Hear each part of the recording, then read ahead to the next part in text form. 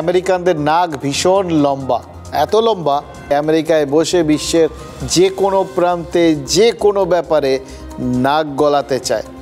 এই নাক গলানো ব্যাপারটা না এটা একদম সহজাত একটা ব্যাপার হয়ে গেছে। যে আমেরিকা দ্বিতীয় বিশ্বযুদ্ধ ছাড়া আর কোনো যুদ্ধে জেতেনি, ভিয়েতনাম থেকে শুরু করে ইরাক হয়ে আফগানিস্তান, যেখানে যেখানে যুদ্ধ করতে গেছে সেখানেই যে দেশটা পচা শামুকে পা কেটেছে, সেই দেশটার প্রেসিডেন্ট কিছুদিন আগেও বিশ্বকে যুদ্ধের হুঁশিয়ারি দিয়েছে।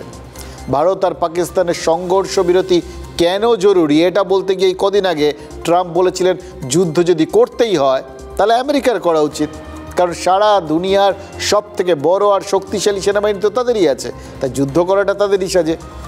মানে বললাম না, কেউ যদি একটা সুপিরিয়রিটি কমপ্লেক্সে ভোগে না, মানে নিজেদের বিরাট বড় আত্মম্ভরিতা যদি এরকম জায়গায় চলে যায়, তারা সারাক্ষণ অন্য লোকজনকে ছোট করে, তাদের বোঝানোটাও লোককে ছোট করে বোঝানো।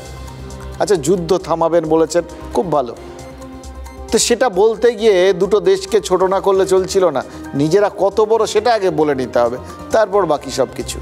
ফলে যা হওয়ার তাই হচ্ছে।